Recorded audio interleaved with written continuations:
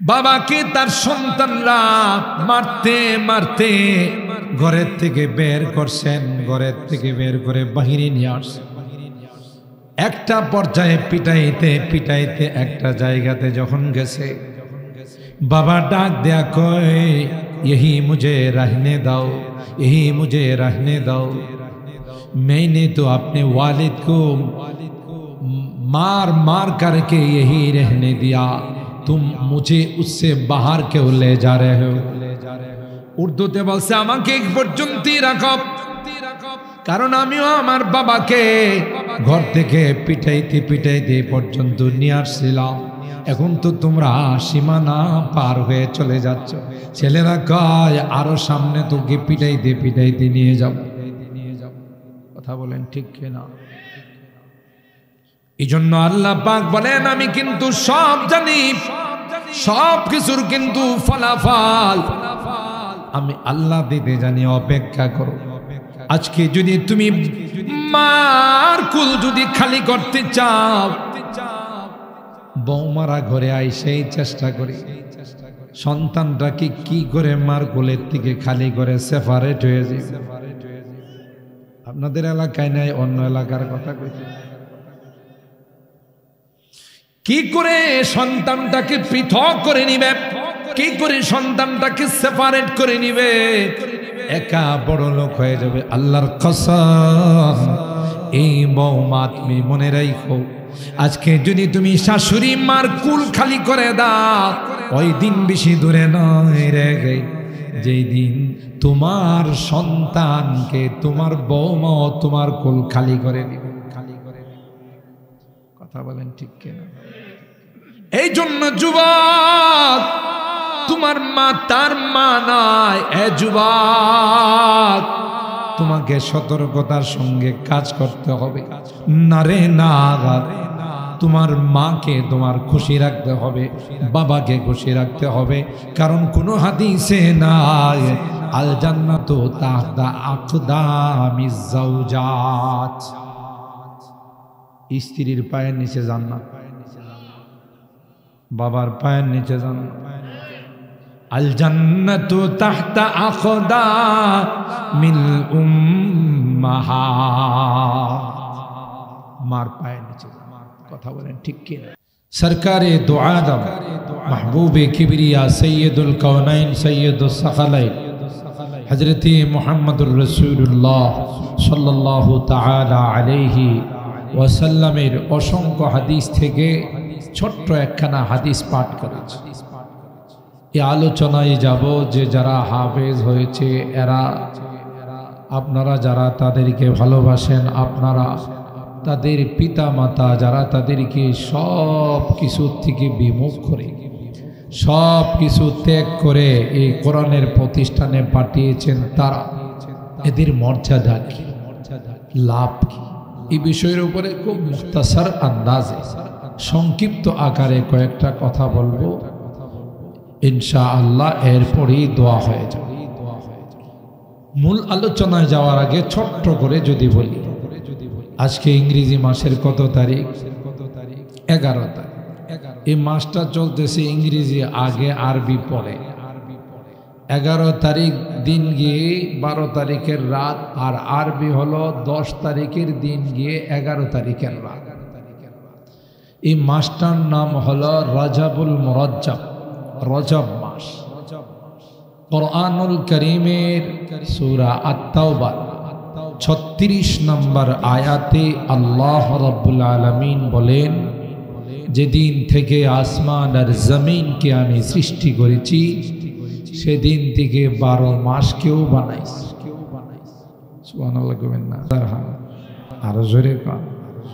আপনারা এখানে যারা বসা আছেন, মহান রব্বুল আলামিন মাসুম ফেরেশতাদের মাহফিলে আপনাদের প্রত্যেকের নাম, বাবার নাম, দাদার নাম, এলাকার নাম নিয়ে এক একজন করে আল্লাহ পাক ফেরেশতাদের মাহফিলে আলোচনা করতেছেন। আল্লাহ পাক ফেরেশতাদের জিজ্ঞাসা করতেছেন, এই যে কুন্দারপাড়া মারকাজুল উলুম মাদ্রাসার মাহফিলে যারা বসা, ওরা কি এক এলাকার সাথে আরেক এলাকায় ঝগড়া করতেছে? বসে কি মারামারি কাটাকাটি হানাহানিতে লিপ্ত হইছে? কয় না। কি কয়? কয় আল্লাহ। একটু একটু পর পরে বলে সুবহানাল্লাহ। আরো জোরে বলেন সুবহানাল্লাহ। আল্লাহ তুমি পবিত্র, তোমার সত্তা, তোমার জাত বড় পাক। আর কি কয়? আবার একটু একটু পর পরে বলে যে আলহামদুলিল্লাহ। বলুন বলুন আলহামদুলিল্লাহ। আল্লাহ কয় আর কি কয়? মনে হয় আল্লাহ জানেন না, ফেরেশতারা জানাইলে তারপরে জানাইলে। কি বলে? ফেরেশতাদের কাছ থেকে আল্লাহ জিজ্ঞাসা করতেছে, বলো কি কয়? কই কিছুক্ষণ পর পর বলে আল্লাহু আকবার। বলেন আল্লাহু আকবার। কই কি চায়? বুখারী শরীফের কই আল্লাহ এই শীতকে উপেক্ষা করে এরা এখানে বসা কি জন্য, কি উদ্দেশ্যে বসা? কই তোমার জান্নাত চায়, জাহান্নাম থেকে মুক্তি চায়। সুবহানাল্লাহ। আল্লাহ পাক বলেন তোমরা সাক্ষী থাকো আমি আল্লাহ তাদের জীবনের সমস্ত গুনাহগুলো মাফ করে দিয়ে জাহান্নাম থেকে মুক্তির ফয়সালা করে আমি আল্লাহ জান্নাতের মেহমান বানাই দিলাম। দেখছেন কি খুশি। আর ফেরেশতাদেরকে আল্লাহ ডাক দিয়া বলে, ফেরেশতারা আমি যখন তাদেরকে সৃষ্টি করার কথা বলেছিলাম তখন তোমরা কিন্তু ভেটো দিয়েছিলে। তোমরা বলেছিলে আতাজালু ফিহা মাইয়ুফসিদু ফিহা ওয়া ইয়াসফিকুদ দিমা নাহনু নুসাব্বিহু বিহামদিকা ওয়া নুকদ্দিসু লাক। এ মালিক, এমন জাতিকে তুমি বানাইবা যারা দুনিয়ার জমিনে গিয়ে মারামারি করবে, কাটাকাটি করবে, রক্তপাত করবে, বিভিন্ন রকমের ফিতনা ফাসাদ অশান্তি সৃষ্টি করবে। কি লাভ তাদেরকে বানাইয়া? আমরাই তো তোমার তাসবিহ তাহলিলের জন্য যথেষ্ট, তোমার পবিত্রতা বর্ণনা করার জন্য যথেষ্ট। আল্লাহ ফেরেশতাদেরকে ধমক দিয়ে বলেছিলেন চুপ থাক, বেশি পণ্ডিতি করবে না। ইন্নী আ'লামু মা লা তা'লামুন। আমি যা জানি তোরা তা জানিস না। আমারই বান্দাগুলো কখনো যদি শয়তানের ধোঁকায় পড়ে গুনাহ করে ফেলে, নাফরমানি করে ফেলে, পরক্ষণে যখন তাদের মনে পড়বে হায় হায় বড় খারাপ কাজ করে ফেললাম, নাফরমানি করে ফেললাম, দু ফোঁটা চোখের পানি ফেলে যখন আমার কাছে মোনাজাত করে, আমার কাছে যখন তাওবা, আমার ইজ্জতের কসম আমি আল্লাহর সাথে সাথে তাদের জীবনের গুনাহগুলো মাফ করে দিই। আর এই পানিটার এত পাওয়ার, এত পাওয়ার, দুই ফোঁটা চোখের পানি যে জাহান্নামের আগুনকে 3000 বছর হিট দেওয়া হয়েছে। আল্লাহু আকবার। কয় হাজার? 1000 বছর হিট দেওয়ার পর আগুনের কালারটা লাল টকটকে হয়ে গেছে। আল্লাহ বলেন আরো 1000 বছর হিট দাও। ফেরেশতারা আরো 1000 বছর হিট দেওয়ার পর ওই লাল আগুনটা সাদা হয়ে গেছে। আল্লাহু আকবার বলেন। এ ভাই, আল্লাহ বলেন আরো 1000 বছরে হিট দাও। পরবর্তী 1000 বছর হিট দেওয়ার পর ওই আগুনটা সাউদা মুজলিমা, কালো অন্ধকার হয়ে গেছে, 1 ইঞ্চি দেখা যায় না। ওই আগুনটা 3000 বছর হিট দেওয়া হয়। দুনিয়ার কোন আটলান্টিক মহাসাগর, বঙ্গোপসাগর, আরব সাগর, সমস্ত সাগরের পানি যদি দেওয়া হয় ওই জাহান্নামের আগুনকে কেউ নিভাইতে পারবে না।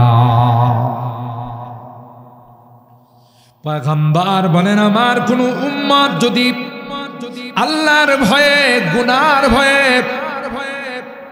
জাহান্নামের ভয়ে যদি 2 ফোঁটা মুনাজাতের মধ্যে চোখের পানি ফেলে দেয়, আল্লাহ ডাক দিয়া কয় ওই চোখের পানির এত পাওয়ার, পানিটা পড়তে দেরি হয়, জাহান্নামের আগুন অফ হতে দেরি হয় না।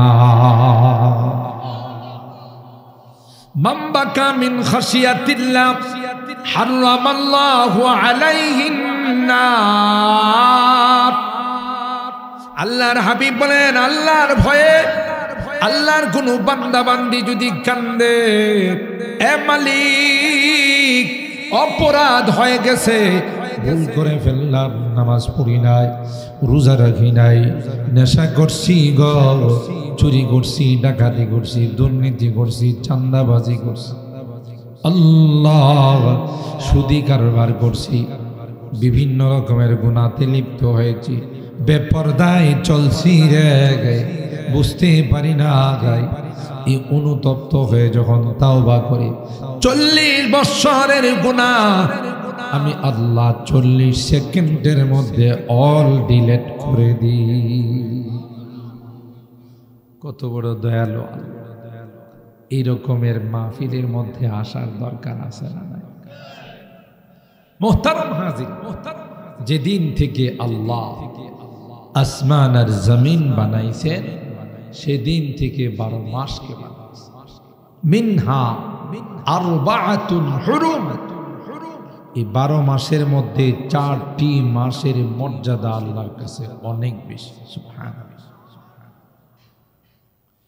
4টি মাস, বর্তমান যে মাস আরবি ক্যালেন্ডার অনুযায়ী চলতেছে, এই মাসের নাম কি বলেন ভাই, বলেন?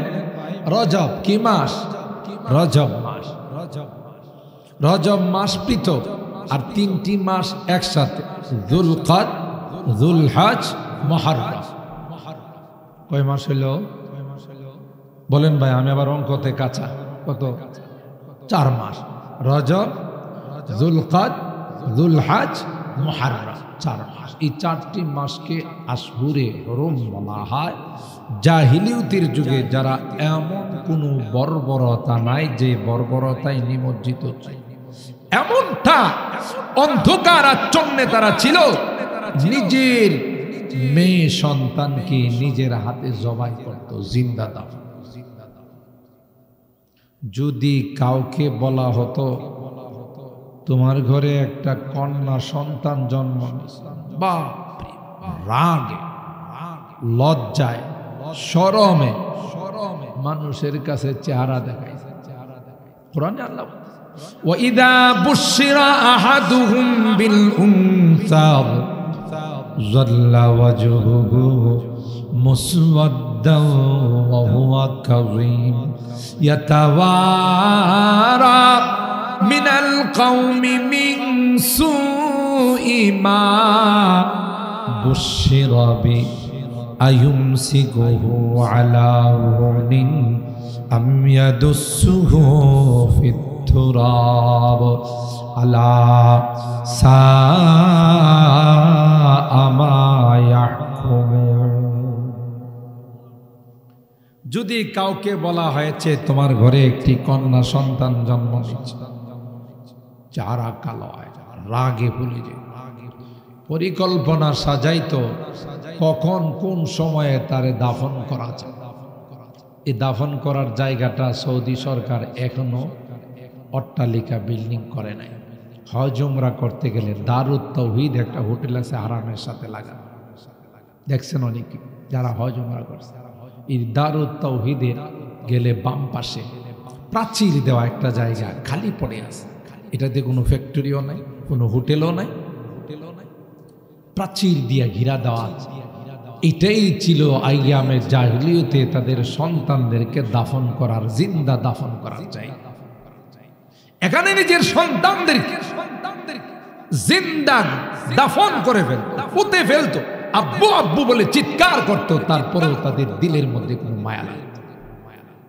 কেন? সমাজে মুখ দেখাবো কেন?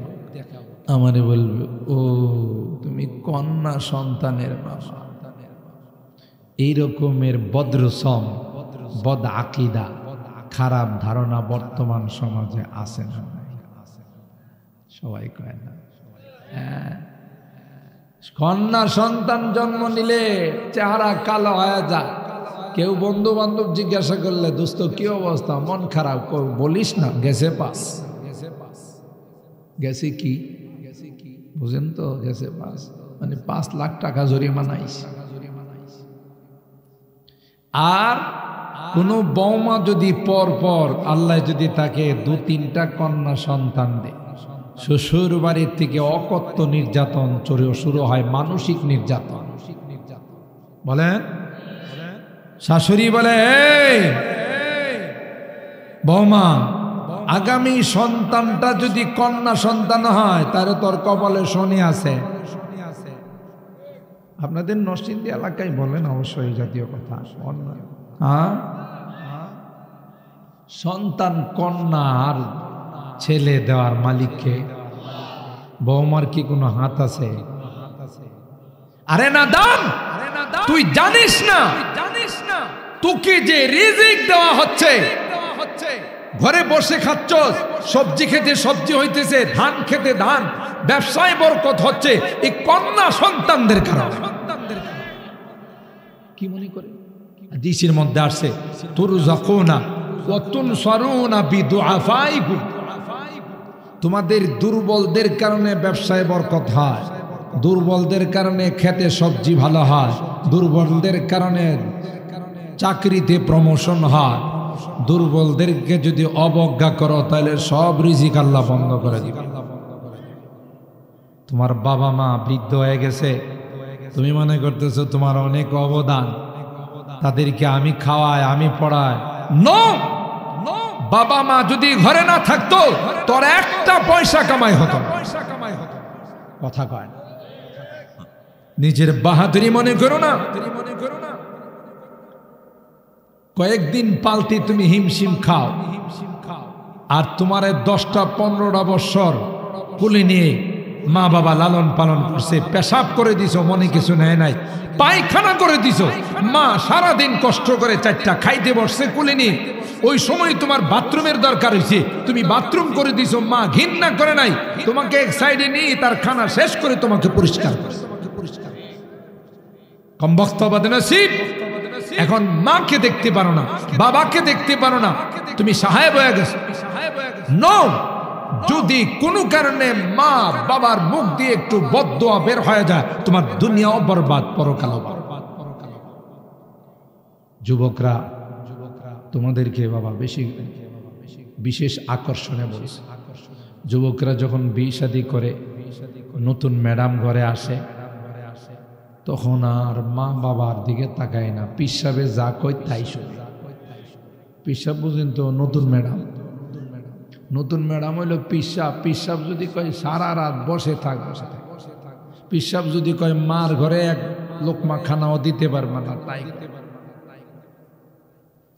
এই যুবতী মা, এই বৌমা, শোনো শোনো, এক মাগে শীত যায় না।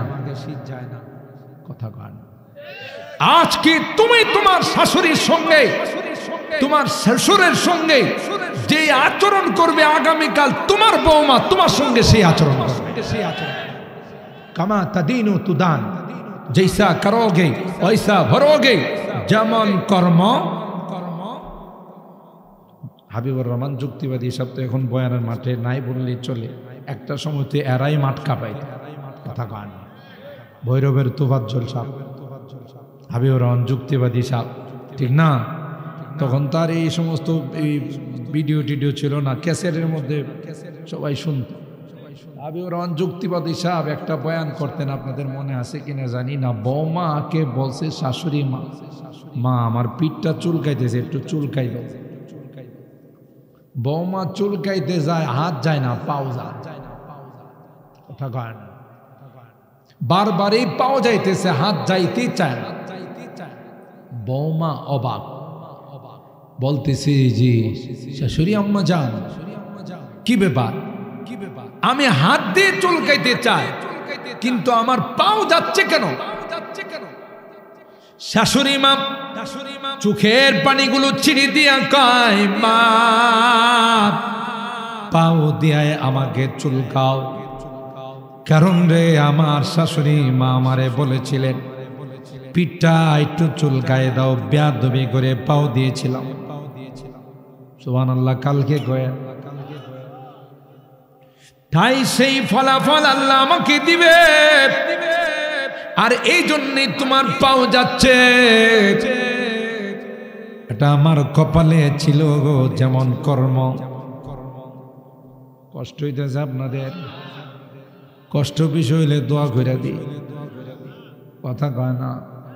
এ ভাই কথা চলে আসছে, এই জন্য কথাগুলো অনেক মা এখানে বয়ান শুনতে আসছে, অনেক বৌমা বয়ান শুনতে আসছে। এই মা তুমি শুনে রাখো, তুমি যেরকম আচরণ করবে ভবিষ্যতে তোমার সঙ্গ সেরকম আচরণ, বরং তা নয় তার চেয়ে আর একটু বেশি করবে। আল্লামা মুফতি শফি রাহিমাহুল্লাহ তার কিতাবের মধ্যে লিখেন,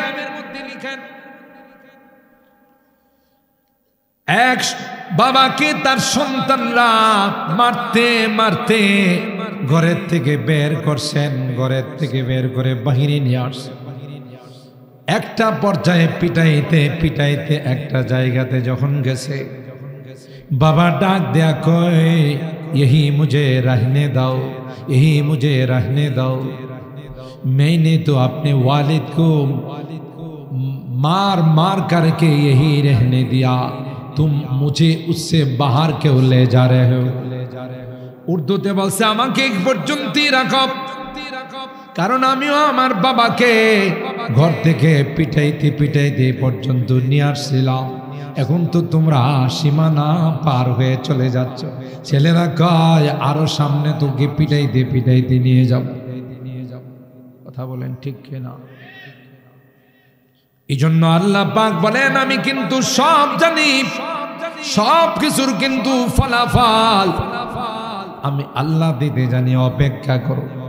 আজকে যদি তুমি মার কুল যদি খালি করতে চাও, বৌমারা ঘরে আইসেই চেষ্টা করি সন্তানটাকে কি করে মার কোলের থেকে খালি করে সেপারেট হয়ে যায়। আপনাদের এলাকায় নাই, অন্য এলাকার কথা কইতে, কি করে সন্তানটাকে পৃথক করে নিবে, কি করে সন্তানটাকে সেপারেট করে নিবে, একা বড় লোক হয়ে যাবে। আল্লাহর কসম, এই বৌমা তুমি মনে রাখো, আজকে যদি তুমি শাশুড়ি মার কুল খালি করে দাও, ওই দিন বেশি দূরে নয় রে, যেই দিন তোমার সন্তানকে তোমার বৌমা তোমার কুল খালি করে দিবে। কথা বলেন ঠিক কিনা? এই জন্য যুবক, তোমার মা তার মা নয়। এ যুবক, তোমাকে সতর্কতার সঙ্গে কাজ করতে হবে। না রে না, তোমার মাকে তোমার খুশি রাখতে হবে, বাবাকে খুশি রাখতে হবে। কারণ কোন হাদিসে নাই আল জান্নাতু তাহতা আকদামিজ যাওজাত, স্ত্রীর পায়ের নিচে জান্নাত, বাবার পায়ের নিচে জান্নাত।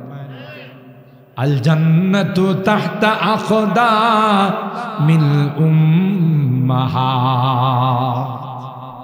মার পায়ের নিচে। কথা বলেন ঠিক কিনা? হুমা জান্নাতুকা ওয়া নারু, হাদিসের শব্দ। মা বাবা তোমার জান্নাত, মা বাবা তোমার জাহান্নাম। তুমি কোনটা অবলম্বন করবা, জান্নাত নিবা না জাহান্নাম নিবা, এটা তোমার স্বাধীনতা দেওয়া আছে। কথা বলেন। তবে এখন যে কথাটা বলবো এটা আপনাদের একটু মনে কষ্ট লাগবে, কিন্তু কষ্ট লাগলো আল হাক্কু মুররু, হক কথা একটু তিতাই লাগে, বাস্তবতা আমি যা বলবো তাই। এর জন্য যে একতরফা বৌমা দায়ী, শ্বশুর শাশুড়ি তুলসী পাতা, বিষয়টা কিন্তু এরকম না। কথা কয় না? বর্তমান সমাজের আমাদের সামাজিক ব্যবস্থাটা নষ্ট হয়ে গেছে।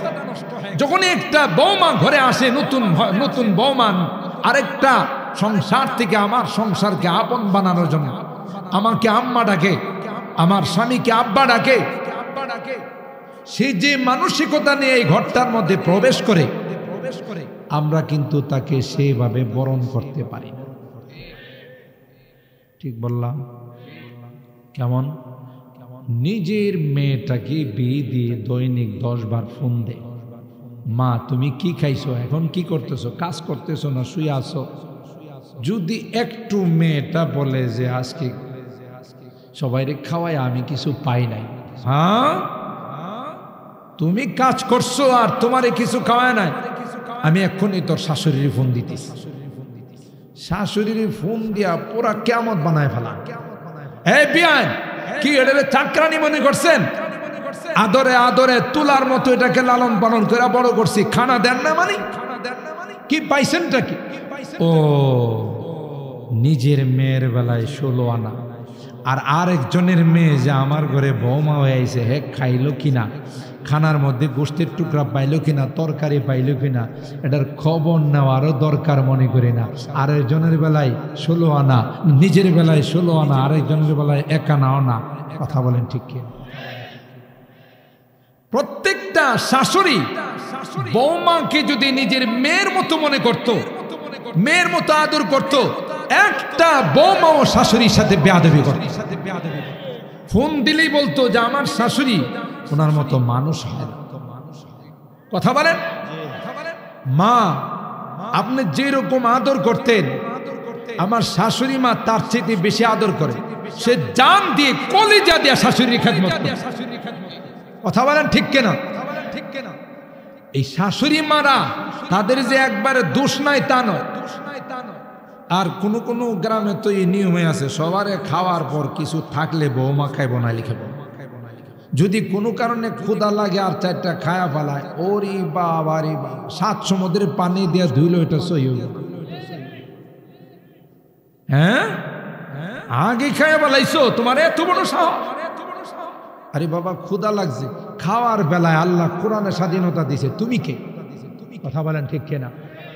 কোরআনে আল্লাহ বলেন ওয়াকুলা, এই কথা বলে নাই ওয়াকুলা আনতা ওয়া যাওজুকা, যে আগে স্বামী খাবে পরে স্ত্রী খাবে, বরং আল্লাহ বলেন স্বাধীনতা। কোন মা যদি কোনো মেয়ে খাইতে না চায়, কোনো বৌমা খাইতে না চায়, যেমন মহিলারা অনেক সময় বাইম মাছ খায় না, ও বাবারে এটা সাপের মতো দেখে। তো আপনি যদি কোন যে 1000 টাকা কেজি বাইম মাছ নিয়ে আসলাম, খাবি না মানি ভালো কবি, কথা কয় না, না এই বল আপনি প্রয়োগ করতে পারবেন না, কোরআন আপনাকে অধিকার দেয় নাই। বুঝতে হবে যে স্বাধীনতা, কিন্তু আমাদের সমাজের মহিলারাও বুঝে না, অবুঝের কারণে এরা সব কেন স্বাধীনতা চায়, স্বাধীনতা চাই, সমান চাই, সমান চাই, দিতে হবে দিতে হবে। কথা কয় আল্লাহ কই বেশি দিছি কোনা সমান চাই সমান, আরে বেশি দিছি কোনা সমান চাই সমান, কোন তো কেমন ব্যাখ্যান কথা কয়। আল্লাহ কই বেশি দিছি, হ্যাঁ কি কয়? আর এক সময় এরকমের সমান অধিকারের আন্দোলন হয়েছে না হয়েছে? এই জন্য আমি আমার অনেক বয়ানে বলি, আমার দূর সম্পর্কের একজন চাচা একটু আলাবোলা টাইপের, আলাবোলা বুঝেন তো? বুঝি সুঝে না কিছু, তো বাজারে কোনো কিছু দিয়ে যদি মা পাঠাইছে আমার দাদি, তো বলছে শোন এটার দাম কিন্তু, এটা কিন্তু একদম 20 টাকা, কম বেশি কিন্তু বিক্রি করবি না, ঠিক আছে? তো হে যখন বাজারে কিছু নিয়ে যায়, পাইকাররা যখন দেখে দৌড়ায় আসে, রহিম ভাই কত টাকা? একদম 20 টাকা। তো একজন পাইকারে বলতেছে ভাই 20 টাকা দিলে চলবো, 1 পয়সা কমে হবে না। আচ্ছা বলুন তো দেখি 20 টাকা কি 20 টাকা থেকে কম? কথা কয় কিন্তু, হ্যাঁ কি কয় 1 পয়সা কমে হবে না। আরেক পাইকার কয় আমি রহিম ভাই সোজা ভাই আমি এ ভাই 22 টাকা দিব, 1 পয়সা কম হবে না। আচ্ছা 22 টাকা কি 20 টাকার থেকে কম না বেশি? কিন্তু হের মা কি কইছে? কথা কয় না, মা বলছে 20 টাকা হলে বিক্রি করবে কম বেশি।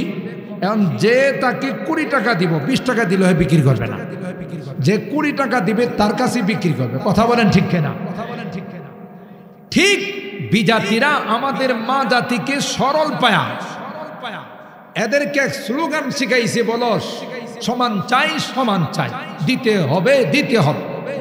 আল্লাহ কই বেশি দিছি মানি না, মানব না। কথা কয় না, আলা বলা টাইপের হয়ে গেল না? একটা পর্যায়ে সরকার আর কত আন্দোলন দিল, সরকার কয় মেনে নিলাম, আপনাদের দাবি তো মেনে নিলাম, এখন থেকে সমান। আগে তো রাস্তাঘাটের মাটি শুধু পুরুষরা কাটতো, এখন আপনারাও কাটেন। কথা কয় না, কোন তো সমান হয়েছে না? এখন রাস্তাঘাটে মহিলারা মাটি কাটে কেন? যেদিন থেকে সমান অধিকারের আন্দোলন করছে এদিন থেকে মাথার মধ্যে কি আইছে? মাটি আইছে। কথা কথা কথা বলেন ঠিক কিনা? আল্লাহ নারী জাতির মর্যাদা বাড়িয়ে দিয়েছে, কমান নাই। মিরাসের বেলাও কমান নাই, বিভিন্ন মর্যাদার বেলাও আল্লাহ কমান নাই। মা জাতি সবচাইতে দামি জাতি। কথা বলেন ঠিক কিনা? মা জাতি না থাকলে আমরা দুনিয়ার চেহারা দেখতাম। চাইলে মা জাতির মর্যাদা কম কোন জায়গায়? কোরআনেও আল্লাহ বলছেন মা জাতির কথা 3 বার। কয়বার? ওয়াসাইনাল ইনসানা বিওয়ালিদিহি ইহসানা হামালাতুহু উম্মুহু কুরহা ওয়া ওয়াদাআতুহু কুরহা ওয়া হামলুহু ওয়া ফিসালুহু 30 শাহর। যে 3টা ধাপ মা অতিবাহিত করছে, যেই ধাপ বাবা অতিবাহিত করে। বাচ্চা যখন কনসেপ্ট করছে পেটের মধ্যে, লালন পালন করছেন কে? প্রসব ব্যথা সহ্য করছেন কে? পরে 2 বছর যে কোন শীতের মধ্যে দুধ খাওয়াইছে, সন্তান কুলে পেশাব করে দিয়েছিল, বাবার কুলে করছে না মার কুলে? দুধ খাওয়াইছেন কে? এই জন্য মার কথা আল্লাহর হাবিব বলছেন, যখন বলা হলো মান আহাক্কু বিহুসনি সাহাবাতি ইয়া রাসূলুল্লাহ, আল্লাহর হাবিব বললেন যে উম্মুকা সুম্মা মান ক্বালা উম্মুকা সুম্মা মান ক্বালা উম্মুকা সুম্মা মান ক্বালা আবুকা। তাহলে বাবার কথা বলছেন একবার, মার কথা। মার মর্যাদা কম না বেশি? মুহতারাম হাজিরিন, আলোচনাটা আমার মা জাতির দিকে চলে গেছে। কথাটা কোন জায়গা থেকে আসছে মনে আছে? জাহিলিয়তের যুগে নিজের সন্তানকেও তারা কি করত? জিন্দা। কেন? তাদের কুসংস্কার ছিল, মেয়ে আসা মানে অলক্ষী, মেয়ে আসা মানে কুলক্ষণ, মেয়ে আসা মানে সব শেষ। অথচ কোরআন বলে, হাদিস বলে, মেয়ে জাতির মধ্যে আল্লাহ যে বরকত দিয়েছেন, মা জাতিকে আল্লাহ যে মর্যাদাওয়ালা বানিয়েছেন, এত মর্যাদাওয়ালা পৃথিবীর আর কোনো জাতিকে আল্লাহ দেন। কথা বলেন ঠিক কিনা? এমন বর্বরতার মধ্যেও তারা চুরি ডাকাতি, এবারে জিন্দা বাচ্চাদেরকে দাফন করা। কিন্তু এই 4টা মাস আসলে ওরা সব রকমের অপরাধ থেকে বিরত থাকত। সুবহানাল্লাহ, কোন রকমের অপরাধে জড়াইত না। তার ভরি ভরি প্রমাণ। বিশেষ করে রজব মাসকে তারা অনেক সম্মান করত। সুবহানাল্লাহ। এই জন্য ওলামায়ে কেরাম জানেন, রজব মাসের শেষে লাগানো আছে রজব ও মুদার। মুদার একটা গোত্র ছিল, এরা বেশি খারাপ ছিল, বেশি অশৃঙ্খল ছিল। তো আব্দুল কায়েস গোত্রের লোকজন ইসলাম গ্রহণ করার পর আল্লাহর হাবিবের দরবার আয়েশা বলতেছেন, ইয়া রাসূলুল্লাহ ইন্না লা নাস্তাতিউ আন না'তিয়াকা ইল্লা ফি শাহরিল হারাম ফাবাইনানা ওয়া বাইনাকা হাযাল হাইয়্যু মিন কুফারি মুদার। এরার জন্য আপনার কাছে আসতে পারি না, মুসলমান হইছে আগে, ইসলাম আপনার কাছ থেকে শিখবো, আমরা আসতে পারি না। কেন? আসলেই চুরি ডাকাতি করে, এগুলোর উপর আমল করে আমরাও জান্নাতে যাব, যারা আসে নাই তাদেরকে নিয়ে জান্নাতে। একটা কারণ, রজব মাস যখন আসতো সাহাবায়ে কেরামদেরকে আল্লাহর নবী দোয়া শিখাইতেন। আপনারা আমার সঙ্গে পড়ুন, আল্লাহুম্মা বারিক লানা ফি রাজাবা ওয়া শাবান ওয়া বাল্লিগনা রমাদান। আবার পড়ুন, আল্লাহুম্মা বারিক লানা ফি রাজাবা ওয়া শাবান ওয়া বাল্লিগনা রমাদান। এই দোয়াটা ছোট্ট একটি দোয়া, ওলামায়ে কেরামদের কাছ থেকে শিখে নেবেন, যার অর্থ হলো, হে আল্লাহ আমাদের জন্য রজব আর শাবানে বরকত দান করুন। সুবহানাল্লাহ বলেন। আর সবচেয়ে সেরা মাস আসতেছে মাহে রমাদান।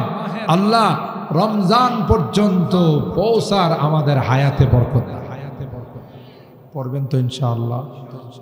3 নাম্বার, আমার আপনার নবী, বিশ্ব নবী, রহমতে আলম হযরত মুহাম্মদুর রাসূলুল্লাহ সাল্লাল্লাহু তাআলা আলাইহি ওয়াসাল্লামের যেই সকল মুজিজা, এর মধ্যে একটি অন্যতম মুজিজা হলো মেরাজ শরীফ। সুবহানাল্লাহ। এটা কোন মাসে হয়েছিল বলেন ভাই? রজব মাসে। তারিখ নিয়ে দ্বিমত আছে, কিন্তু মাসটা কি? রজব। আল্লাহর হাবিবের পবিত্র মেরাজ, সশরীরে রুহের জগৎ, স্বপ্নের জগৎ 33 বার আল্লাহ নবীর মেরাজ হয়েছে। সুবহানাল্লাহ। আর একটু আস্তে কম। বিশ্বকাপ ফুটবল যখন খেলা হয় তখন যে একটা আওয়াজ দেন, সুবহানাল্লাহর আওয়াজটা কি তার কাছাকাছি গেছে? আর এই আওয়াজটা তো দেন খিচুড়ি খায়া, কথা কয় না। রাত্রে 2টা-3টার সময় খিচুড়ি পাকায়া শক্তি যোগান করে, যুদ্ধি লাগিয়া যা, কথা কয় না। আর এমন আওয়াজ দেয় 5 কিলোর আগে এই আওয়াজ থামে না। এই এক একটা গোলের সময় এক একটা আওয়াজ দিলে জীবনের সমস্ত গুনাহ মাফ।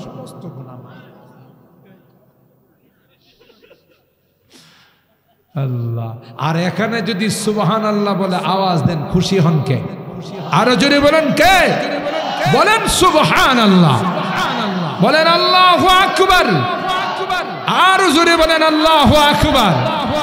আরে মুসলমানের আওয়াজ আজকে নিচু হয়েছে, মুসলমানের তাকবীরের আওয়াজ ছোট হয়েছে।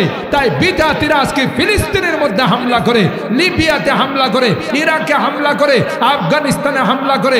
মুসলমানের তাকবীরের আওয়াজ যদি বড় হতো, তাদের কলিজার মধ্যে থরথর করে কাঁপুনি শুরু করে।